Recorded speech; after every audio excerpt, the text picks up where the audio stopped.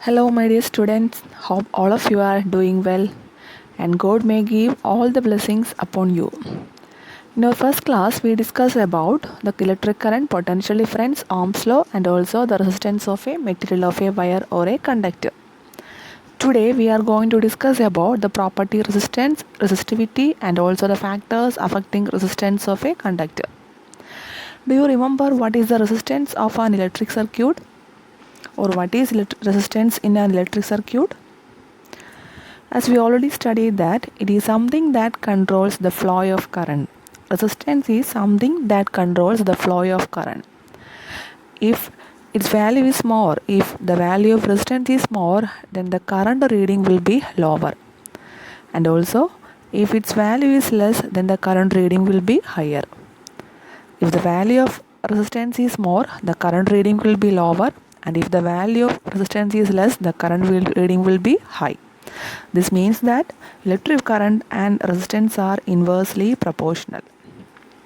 Both the electric current and resistance are inversely proportional. Let's talk a bit more about the resistance of a conductor. Resistance is the property of a conductor to resist the flow of electric current through it. To know about the formula for resistance, we are taking the Ohm's law. That is, from Ohm's law, V is equal to IR and R is equal to V by I, where R is the constant called the resistance of the material of the conductor and the SI unit of resistance is Ohm. Next, we need to know about the factors affecting resistance of a conductor or material of a wire. There are mainly three factors on which resistance of a conductor depends. The first factor is length of the conductor or material of the wire, and the second factor is area cross section of the material of the wire, and the third one is nature of the material of the conductor. So the three main factors on which resistance of a conductor depends are length of the conductor, area cross section, and nature of the material of the conductor. Then we can assume that resistance is directly proportional to length of the conductor. That means if length increases, length of a wire increases, resistance also increases. And also resistance is inversely proportional to area cross section. That means if area cross section increases, that means for a thicker wire resistance decreases, the value of resistance decreases. If area increases, the value of resistance decreases. So we have the formulas R proportional to L and R proportional to 1 by A. By combining these two, we are getting a new formula for resistance. R is equal to rho into L by A, where rho is a proportionality constant called resistivity of the material of the conductor. So new formula for resistance of the conductor is R equals rho into L by A. Rho is the name, rho is a constant called resistivity of the material of the conductor. And from this equation R equals rho into L by A, we can find out an equation for resistivity rho. That is rho equals Ri by L. We have the formula for resistivity rho equals Ri by L, and we have to find out the SI unit of resistivity by using this formula. For that, we are taking the formula rho equals Ri by L, where R is the resistance and the SI unit is Ohm, A is the area cross section and SI unit is meter square, and SI unit of length is meter. Then by putting these units and cancelling the meter, we have the unit SI unit of resistivity, that is Ohm meter. So the SI unit of resistivity is Ohm meter. So here we are studying a new term which is called the resistivity of the material of the conductor, and its SI unit is Ohm meter. Its SI unit is Ohm meter. Its formula is given by rho equals Ri by L. Conductors like metals and alloys, they have very low resistivity in the range 10⁻⁸ ohm meter to 10⁻⁵ ohm meter. And insulators like rubber and glass, etc. have high value of resistivity. They have very high value of resistivity. So conductors have very low value of resistivity and insulators have very high value of resistivity. The third factor on which resistance depends are nature of the material of the conductor. As we know that wires of same length and thickness but made of different materials. For example, even if you have a copper wire and aluminum wire with the same length and thickness, but we know that they are made up of different materials. They are two different types of materials. They are copper wire and aluminum, but both having same length and same thickness, but still they are made up of different kinds of materials, so they will have different resistivities and resistances. So resistance also depends upon nature of the material of the conductor. For example, we are considering the table given below. Here the three different types of materials are given and their value of resistivity also given. In that table we can say that silver is there. Silver have very low value of resistivity, so silver is assumed to be a good conductor. The next material is iron. Iron have a medium range of resistivity, so it is assumed to be a conductor. And next material is polythene. It has a very high value of resistivity. It is in the range of 10 raised to 16 ohm meter. The resistivity of polythene is assumed to be 10 raised to 16, nearly 10 raised to 16 ohm meter. It is a very high value. So the high value of resistivity denotes that polythene is a good insulator. Polythene is a good insulator.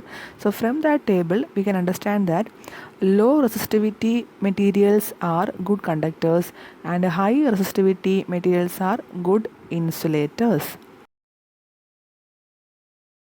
So what are the factors on which resistance of a conductor depends?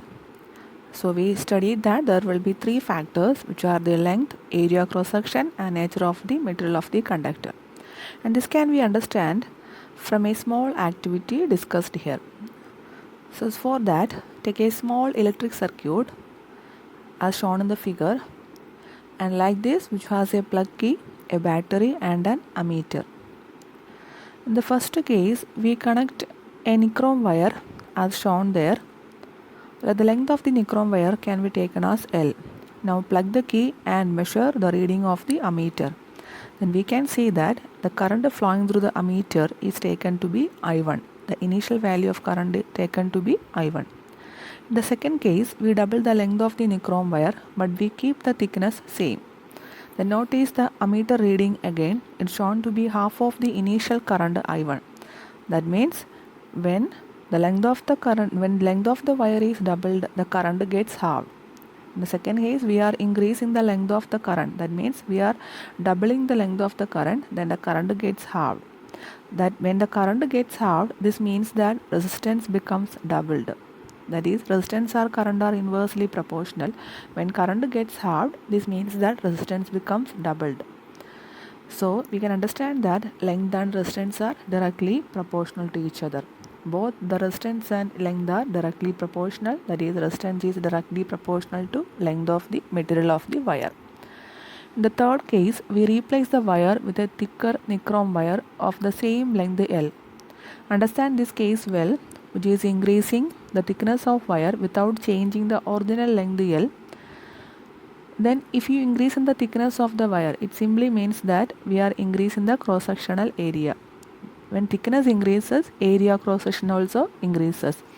Now when you choose a thicker wire than a thinner wire, it's saying that its area cross section increases. So when you notice the current, it would be more than the original current I1. The initial value of current is assumed to be I1. Now in this third case, we can say that the current obtained will be more than the original current I1. That means when thickness increases, the value of current also increases. That means that the current and resistance are inversely proportional. That means when current increases, resistance decreases. That is, for a thicker wire, resistance will be very low. That is, resistance and area are inversely proportional to each other. In the last case, that is the fourth case, we use a copper wire instead of a nichrome wire. Both have same length and cross-sectional area as that of the nichrome wire.